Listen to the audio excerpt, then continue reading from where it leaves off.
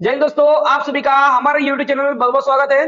तो कैसे हो दोस्तों? उम्मीद है कि आप लोग बहुत शानदार होंगे और अपनी तैयारी भी बहुत शानदार तरीके से कर रहे होंगे, क्योंकि अभी हाल ही में क्या हो चुका है, आप लोग की एसएससी सीजीएल की भर्ती आई गई है। ठीक है, आरपीएफ की जो है वो आने ही वाली है। ठीक है, उसका नोटिफिकेशन आने वाला है।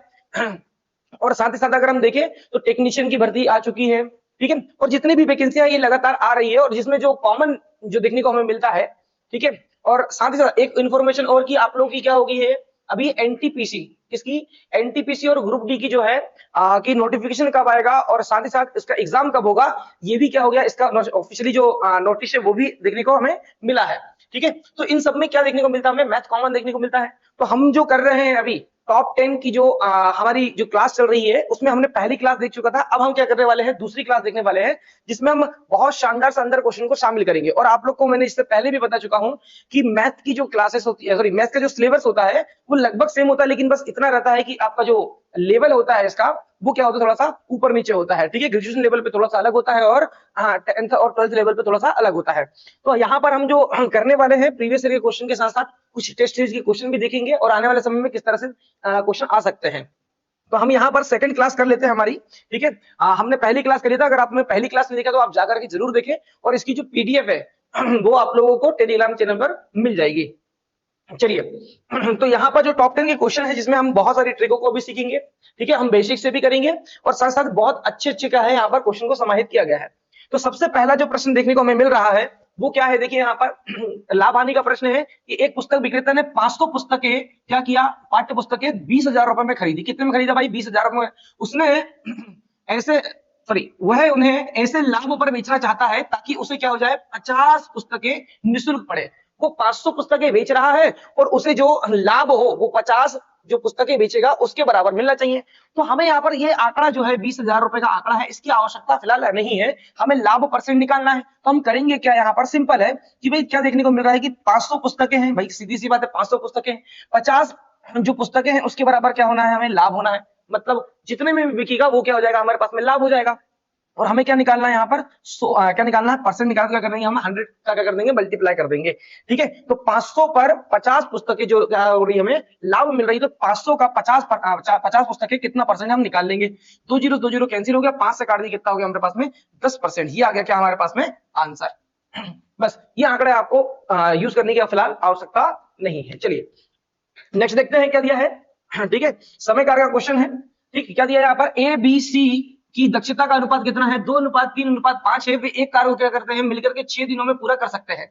ये अकेले उस कार्य के 20% भाग को कितने दिनों में पूरा करेगा। अब अगर हम यहाँ पर देखिए दक्षता वाले प्रश्न में हमेशा ध्यान रखें, यहाँ पर ये जो दी है इनके पास में क्या है, इनकी दक्षता है। ठीक है, अगर हम यहाँ पर मान ले कि ए बी और सी एक दिन में कितना काम करते हैं, 2 3 और क्या करते हैं 5 करते हैं, क्योंकि इनकी दक्षता क्षमता इतनी ही है। तो अगर ये लोग करेंगे तो एक दिन में तीनों लोग कितना करेंगे भाई, सीधी सी बात है, कितना काम करेंगे, 10 काम करेंगे। कितना काम करेंगे, 10। और यहाँ पर बोल रहा है कि ये लोग 6 दिन में कर लेते हैं, कार्य को समाप्त कर देते हैं। तो 6 दिन अगर ये लोग करेंगे तो हमें यहाँ पर कंफर्म हो जाएगा कि भाई 60 काम क्या हो गया, यहाँ पर 60 काम था, तो 60 काम ये लोग ने 6 दिन में कंप्लीट कर दिए, क्योंकि तीनों लोग करेंगे तो 10 काम करेंगे। तो यहाँ जो काम निकल के आ गया वो कितना है हमारे पास में, 60। अब ये बोल रहा है कि ये अकेले उस कार्य का कितना काम है हमारे पास में, 60 काम है। अब ये 60 काम को क्या कर रहा है, 20%। 60 काम का कितना, 20% जो भाग है वह अकेला ए कितने दिन में कर लेगा। तो 60 का हम पहले क्या निकालेंगे, 20% निकालेंगे। 20% जब हम निकालेंगे तो हमारे पास में क्या हो जाएगा, 6 दूनी कितना हो गया, 12। तो ये 12 काम कौन करने वाला है, ए करेगा। तो ए 12 काम को कितने दिन में करेगा, एक दिन में कितना कर रहा है, ए 2 काम करेगा। तो क्या हो जाएगा यहाँ पर, जब हम इसको काटेंगे तो कितना जाएगा, 2 6 12। तो हमारे पास में आंसर क्या आ गया, 6। चलिए आगे बढ़ते हैं। क्वेश्चन नंबर क्या दिया हमारे पास में, थर्ड जो है वो कितना दिया, देखिए यहाँ पर क्या है अपने पास में, रेलगाड़ी का प्रश्न है। और रेलगाड़ी के प्रश्न अक्सर आपको देखने को मिलेंगे मिलेंगे ठीक है, और रेलवे में तो अक्सर देखने को मिलता है, एसएससी में भी देखने को आपको मिल ही जाता है। चलिए तो यहाँ पर क्या दिया है, देखो जरा, 220 मीटर लंबी एक रेलगाड़ी एक 440 मीटर लंबे पुल को पार करने में 33 सेकंड लेती है। भाई कितने मीटर लंबी है, 200 क्या है, 20 मीटर क्या है लंबी, क्या है रेलगाड़ी है। ठीक है, और 440 मीटर क्या है आपका लंबा जो पुल है उसको पार करने में कितना समय लेती है, 33 सेकंड लेती है। यहाँ पर ये मीटर में आ गया, ये क्या आ गया आपका सेकंड में। बिल्कुल, तो यहाँ से क्या निकल जाएगा, कभी भी जो रेलगाड़ी है अगर किसी पुल को पार करे तो हम क्या कर देते हैं, लंबाई में क्या कर देंगे, उसको जोड़ देंगे। तो यहाँ से क्या निकल जाएगा, 4 निकल जाएगा। अब 4 का फार्मूला आपको पता होना चाहिए। 4 का फार्मूला क्या होता है, स्पीड इक्वल टू क्या हो जाता है अपना, डिस्टेंस अपॉन टाइम होता है। तो हमने यही फार्मूला यहाँ पर लगाया है। देखो यहाँ पर ये किसकी किसकी लंबाई हो गई, ट्रेन की हो गई, और ये किसकी हो गई, पुल की, जिसको पार कर रही है। कभी भी डिस्टेंस में क्या हो जाएगा, जो किसकी लंबाई होती है, ट्रेन की, और किसकी लंबाई जुड़ जाती है, आपकी पुल की, जिसको पार कर रही है। और यहाँ पर क्या आ जाएगा, समय। ठीक है, तो यहाँ से क्या निकल के जाएगा, आपका चाल आ जाएगा। अब ये चाल आ जाएगी तो ये ही इसी चाल से, अब यहाँ पर सॉल्व नहीं करेंगे हमने क्या कर दिया, यहाँ पर जो सॉल्व किया है यहाँ पर इतना सॉल्व नहीं करेंगे, इतना लिख लिया अपन ने, पर्याप्त है। तो यहाँ से जो भी निकल के आएगा वो क्या आएगा, चाल आ जाएगा। अब इसी चाल से क्या कर रही है वो 350 मीटर लंबे पुल को क्या कर रहे हैं, पार करने में रेलगाड़ी कितना समय लेगी। भाई रेलगाड़ी की लंबाई कितनी है, 220, बिल्कुल है, कोई दिक्कत नहीं है। यहाँ पर 350 मीटर लंबे पुल को पार करेगी, कितने है, 350 मीटर लंबे पुल को क्या करने वाली है, पार करने वाली, बटे क्या जाएगा हमारे पास में, हाँ क्वेश्चन मार्क, ये कितने समय में पार करेगी। ठीक है, ये काय में दिया अपने पास में, मीटर में। तो यहाँ से फिर से हम क्या करेंगे, यहाँ पर सॉल्व कर लेंगे, तो अपने पास क्या जाएगा, सेकंड जाएगा कितने समय में। तो यहाँ पर जो जोड़ेंगे कितना जाएगा हमारे पास में, 66 बटे कितना जाएगा, 33। ठीक है, यहाँ पर मीटर में, यहाँ पर क्या आ जाएगा हमारे पास में, सेकंड। और यहाँ पर जब जोड़ेंगे तो 350 220 कितना जाएगा हमारे पास में, 570 मीटर, बटे क्या जाएगा हमारे पास में, क्वेश्चन मार्क। ठीक है, सेकंड निकाला, कितने समय में पार करेगी किसको, 350 मीटर लंबे पुल को। ठीक, यहाँ पर कितना जाएगा, देखो जरा, 33 एकदम 33 में कितना जाएगा, 66 मीटर से मीटर क्या हो जाएगा हमारे पास में, कैंसिल, 0 से 0 क्या होगा, कैंसिल, 2 से काटेंगे तो कितना आ जाएगा हमारे पास में, हाँ यहाँ पर कितना जाएगा, 2 दूनी 4, बचा कितना 1, 2 8 कितना जाएगा 16, बचा कितना 1, 2 पंचे कितना आ गया 10। ठीक है, परसेंट यहाँ पर क्वेश्चन मार्क को इधर लाएंगे, सेकंड को इधर मल्टीप्लाई कर देंगे तो 28 पॉइंट कितना जाएगा हमारे पास, 5 सेकंड। तो हमें पता है क्या आ गया हमारा आंसर, 28.5 सेकंड क्या कर जाएगी, ये पार कर जाएगी। तो आप लोग हमेशा ऐसा करें, अलग से निकालने की आवश्यकता फिलहाल नहीं है। चलिए नेक्स्ट क्वेश्चन की ओर बढ़ते हैं। देखिए और शानदार प्रश्न है, यहाँ पर क्या दिया है, समबाहु त्रिभुज का क्षेत्रफल कितना दिया है, 9, रूट कितना दिया है, 3 वर्ग सेंटीमीटर है। त्रिभुज की क्या निकालना, हमें परिधि निकालना है। अब समबाहु त्रिभुज, अब सबसे पहले आपको पता होना चाहिए समबाहु त्रिभुज क्या होता है। हाँ, ऐसा त्रिभुज जिसकी सभी भुजाएं क्या हो, बराबर होती है, सभी भुजाएं क्या हो, बराबर, ये ए और ये हो जाएगा। तो यहाँ पर अगर हम यहाँ पर क्या निकालें, समबाहु त्रिभुज का क्या निकालें, परिमाप, परिमाप का को ही हम क्या बोलते हैं, परिधि, परिमाप को ही क्या बोलते हैं हम, परिधि बोलते हैं। तो इसकी जो परिधि आएगी वो सभी भुजाओं का क्या हो जाएगा, योग हो जाएगा। तो कितना आ जाएगा इसकी परिधि, परिमाप या परिधि कितना जाएगा, 3a आ जाएगा। क्या आ जाएगा, 3a। यह फार्मूला आपको याद होना चाहिए। अब क्षेत्रफल यहाँ पर दिया हुआ है, तो क्षेत्रफल क्या होता है, समबाहु त्रिभुज का क्षेत्रफल क्या हो जाता है, √3 अपान क्या हो जाता है, 4, एक का क्या हो जाता है, स्क्वायर।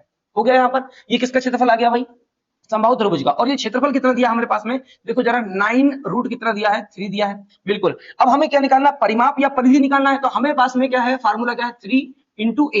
ए जो है ये क्या है, भुजा है, तो ए हमें क्या चाहिए, ए चाहिए। ए चाहिए तो क्या करेंगे, हम यहां से निकाल लेंगे, कहां से निकाल लेंगे, यहां से निकालेंगे। तो यहां से √3 से √3 क्या हो जाएगा, कैंसिल हो जाएगा। अगर हम यहाँ पर ए का स्क्वायर बराबर क्या करेंगे, इसको इधर ले जाएंगे तो 9 चौक कितना हो जाएगा, 36 हो जाएगा। और एक इसका वर्ग, एक का वर्ग, और यहाँ कितना जाएगा, 6 का वर्ग। तो ये ए का मान कितना है हमारे पास में, 6 आ गया। 6 कहां रख देंगे, हम यहाँ पर रखेंगे, 6 कितना जाएगा 18। तो यहाँ पर क्या आ गया अपने पास में, जो परिधि है वो कितनी आ गई, 18 सेंटीमीटर। चलिए उम्मीद है कि आप लोग को समझ में आ गया होगा। नेक्स्ट क्वेश्चन क्या देखिए आप लोग, 5 सेंटीमीटर त्रिज्या वाले एक गोले को समान त्रिज्या के आधार वाला एक शंकु बनाने के लिए गलाया जाता है। किसको गलाया जा रहा है भाई, जो 5 सेंटीमीटर वाला क्या है, एक गोला है। देखो यहाँ पर ये गोला है, ये समझ लो गोला है ना, ये वृत्त नहीं है। अगर हम इसकी त्रिज्या देखें तो हमारे पास में कितनी है, 5 सेंटीमीटर है। अब यहां से क्या हो रहा है, इसी गोले को पिघला करके एक शंकु बनाया गया है। क्या बनाया गया है, एक शंकु बनाया गया। ये हमने क्या बना लिया है, एक शंकु बनाया, बिल्कुल शंकु बना लिया। तो यहाँ पर ये जो इसकी त्रिज्या 5 सेंटीमीटर है, तो यहाँ पर इसकी भी त्रिज्या कितनी हो जाएगी, 5 सेंटीमीटर हो जाएगी। त्रिज्या क्या हो जाएगी, वो बोल रहा है कि 5 सेंटीमीटर। तो यहाँ पर अगर हम देखें तो यहाँ पर क्या अलग हो जाएगा भाई, ये जो हाइट होगी इसकी, ये क्या हो जाएगी, इसकी जो हाइट होगी ये क्या हो जाएगी, अलग हो जाएगी। तो एक बात ध्यान रखना आप लोग दोस्तों, कि कभी भी किसी भी चीज को जब गला करके जब दूसरी चीज बनाई जाती है तो दोनों का आयतन समान होता है। क्या होता है, आयतन समान होता है। तो गोले का सबसे पहले हमें क्या मालूम होना चाहिए, आयतन मालूम होना चाहिए। गोले का आयतन क्या होता है, 4/3 पाई r क्यूब होता है। क्या होता है, क्यूब होता है। और इसका आयतन जो है वो किसके आयतन के बराबर हो जाएगा, शंकु के आयतन के बराबर हो जाएगा। और शंकु का आयतन क्या होता है, 1/3 पाई r स्क्वायर h, ये होता है। हो गया यहाँ पर। तो यहाँ पर जब समान हो गया तो हमें क्या निकालना है, यहाँ से h निकालना है। तो हम बिल्कुल आसानी से निकाल लेंगे क्योंकि आयतन समान है। तो 3 से 3 क्या हो गया, कैंसिल हो गया। पाई से पाई क्या हो जाएगा हमारे पास में, कैंसिल हो जाएगा। अब यहाँ पर देखो, ये जो आपको दिख रहा है r का स्क्वायर और ये r की पावर क्या है, 3 है। और हमें मालूम है कि त्रिज्या दोनों की क्या है, समान है। तो r ही है, तो 2r से 3r में से 2r कैंसिल हो जाएगा, 1r बच जाएगा। तो यहाँ पर कितना बच जाएगा, 4r बचेगा, बराबर क्या हो जाएगा, h। मतलब ये जो शंकु की हाइट है वो क्या हो जाएगा आपका, ये जो गोला की क्या है, त्रिज्या की कितने, 4 गुने के बराबर है। तो यहाँ पर क्या कर देंगे, r का मान रखेंगे, मतलब कितना, 5। 5 हो जाएगा हमारे पास में 20 हो जाएगा। तो ये हमारी हाइट आ गई, किसकी, शंकु की हाइट कितनी आ गई, 20 सेंटीमीटर। चलिए बात समझ में आ गई? उम्मीद है कि आपको समझ में आ गया होगा। आगे बढ़ते हैं। चलिए, ये दिया है आपका बीजगणित का ये सवाल है, ठीक है, अलजेब्रा का, और ये अक्सर देखने को मिलेगा आपको। अब यहाँ पर देखो, यदि a plus b plus c बराबर क्या दिया है 6 और a b plus b c plus c a बराबर कितना दिया है 4 दिया है, तो हमें क्या निकालना है? इसका मान निकालना है। अब जब भी क्या हो, आपको एक चीज ध्यान रखना है, जब भी क्या हो दो इक्वेशन इस तरह से दी हो, तो हमें क्या करना है, यहाँ पर किसी भी एक भाग को हम क्या मान लें? जीरो मान लें। क्या मान लें? हम जीरो। ये बहुत आसान हो जाता है, जीरो मान लो। तो हम क्या करते हैं, सी को क्या मान लेते हैं? हम जीरो। जैसे हम सी को जीरो मानेंगे तो हमें पता है यहाँ पर ये जीरो हो जाएगा, ये मल्टीप्लाई में ये भी जीरो हो जाएगा, ये भी जीरो हो जाएगा, ये भी जीरो होने वाला है, और ये भी क्या होने वाला है? जीरो। मतलब हमारे पास में जो निकल के आएगा वो क्या आएगा? a प्लस बी बराबर क्या जाएगा हमारे पास में 6, और a इंटू बी बराबर क्या जाएगा हमारे पास में 4 आ जाएगा। अब हमें निकालना क्या है भाई? a का क्यूब प्लस क्या निकालना है हमें? b का क्यूब निकालना है। बिल्कुल कोई दिक्कत नहीं है। अब जब इस तरह से निकालना हो तो हम करेंगे क्या? यहाँ पर देखो, यहाँ पर अगर हम ऐसी कोई संख्या नहीं है, दो को जोड़ दें, यहाँ तीन और क्या हो जाएगा? 3 6 हो जाएगा, लेकिन तीन और का गुणा किसमें करेंगे हम? 3 में करेंगे तो 9 हो जाएगा, हमारे पास में 4 नहीं होगा। तो यहाँ पर जो दिख रहा है, हम क्या लगाएंगे? यहाँ पर फार्मूला लगाएंगे a प्लस बी का होल क्यूब का फार्मूला। बहुत शानदार तरीके से आप लगा लो। आप मैं शॉर्ट बता सकता हूँ, लेकिन आपको ये फार्मूला बता रहा हूँ ताकि आपको ये फार्मूला याद रहे आप लोग को, ठीक है। a प्लस बी का होल क्यूब बराबर क्या होता है? a का क्यूब प्लस b का क्यूब प्लस क्या हो जाता है? 3ab कोष्टक में क्या आएगा? a plus B. ये फार्मूला आपको याद रखना ही पड़ेगा फिलहाल तो, ठीक है। तो यहाँ पर क्या है, हमें क्या करना है? इसका मान निकालना है। जब इसका मान निकालना है, क्या करेंगे? यहाँ पर a प्लस बी बराबर क्या दिया हमारे पास में? 6 दिया, तो हम यहाँ पर क्या करेंगे? 6 का क्यूब करेंगे। इसका मान निकालना है, a का क्यूब प्लस क्या हो जाएगा हमारे पास में? b का cube plus 3 a into B क्या है हमारे पास में? 4 है, बिल्कुल है, इंटू a प्लस बी क्या हो जाएगा हमारे पास में? 6 है। यहाँ पर ये हो गया 6, 6 चौके क्या हो जाएगा? 24, 24 कितना? 24 3 कितना हो जाएगा? 72, 72 को क्या करेंगे हम? यहाँ पर लाएंगे। ये 6 का क्या है? क्यूब है। 6 का क्यूब कितना होता है? 216, और यहाँ से क्या करेंगे? 72 क्या कर देंगे हम? माइनस कर देंगे, तो हमारे पास में क्या आ जाएगा? a का क्यूब प्लस b का क्यूब आ जाएगा। यहां से माइनस करेंगे, 216 में से 72 आएगा, कितना आ जाएगा हमारे पास में? 144। तो a का क्यूब प्लस b का क्यूब क्या आ जाएगा हमारे पास में? 144। तो ये क्या रहा हमारे पास में?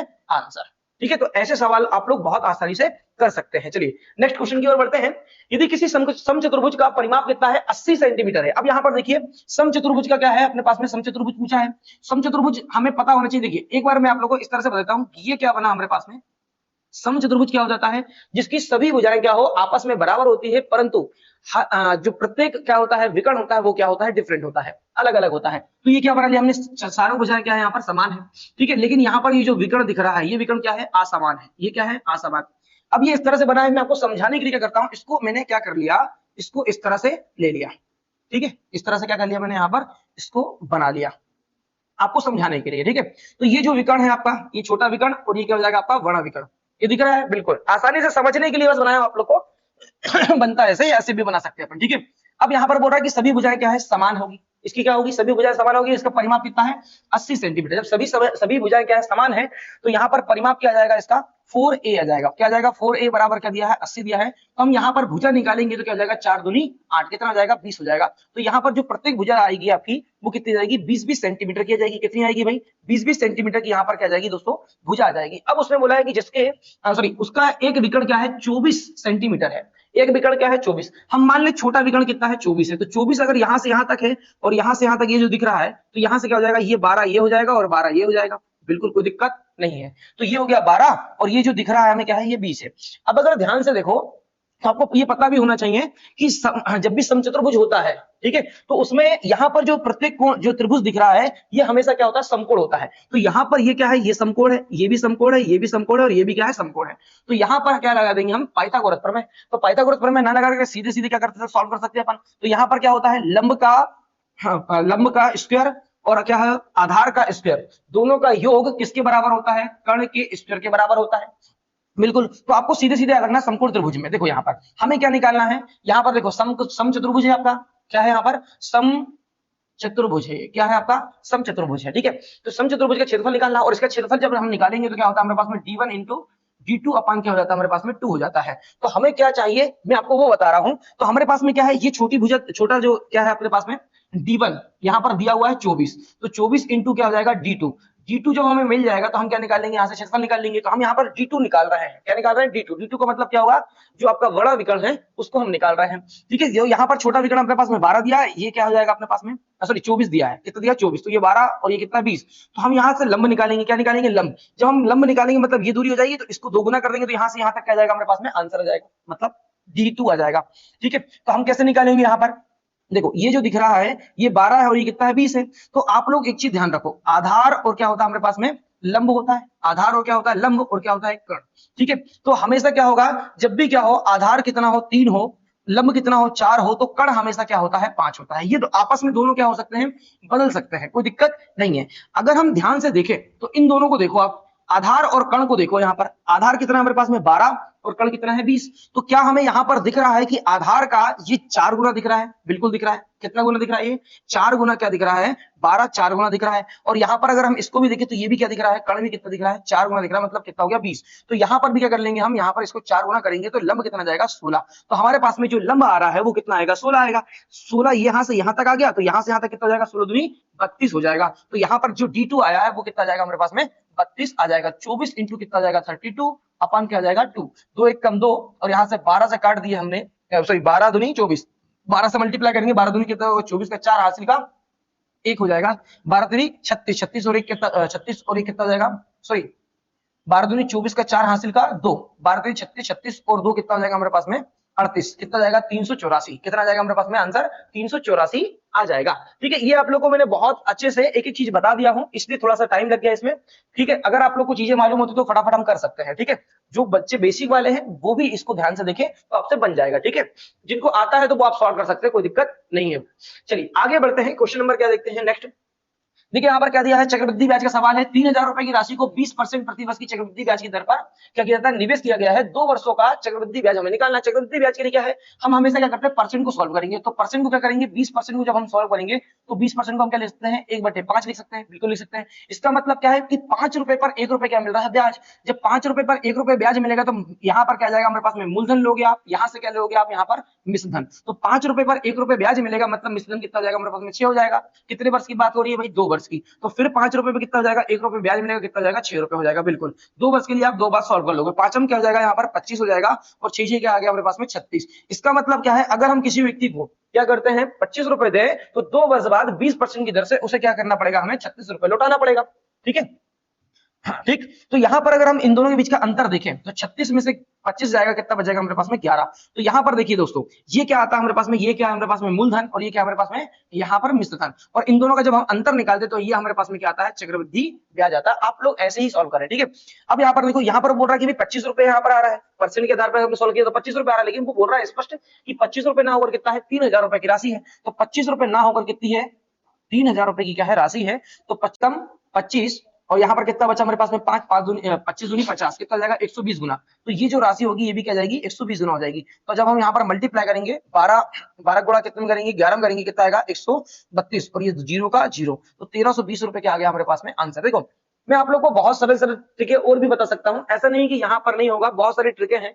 ठीक है, लेकिन आप इस तरह से जब करते हो ना तो हर चीज आपको निकल जाती है। जब कठिन सवाल होगा तब भी क्या हो जाएगा, इस तरह से निकल जाएगा। मैं आपको सरल तरीके से भी बता सकता हूँ इसको, ऐसा नहीं कि नहीं होगा, आराम से हो जाएगा। ठीक है, साधारण ब्याज, एक बस का ब्याज निकालो, और ब्याज पर क्या निकाल सकते हैं अपन, ब्याज पर ब्याज निकालेंगे तब भी आ जाएगा। लेकिन हाँ, मैं आपको बोल रहा हूँ कि ऐसा करोगे आप तो बहुत सारे सवाल हो जाएंगे आपके। ठीक है, जो कठिन कठिन जो हम क्या करते हैं, बहुत सारी ट्रिकें याद रखने से अच्छा है कि एक ट्रिक के माध्यम से अगर करें तो बहुत सारे सवाल यहाँ पर हो जाते हैं। ठीक है, इसलिए मैंने आपको इस तरह से बता दिया हूँ। हम अगर आप लोग को और भी ट्रिक के माध्यम से अगर आता है तो आप उस तरह से भी कर सकते हो। ठीक है, चलिए आगे बढ़ते हैं। क्वेश्चन नंबर क्या है नेक्स्ट।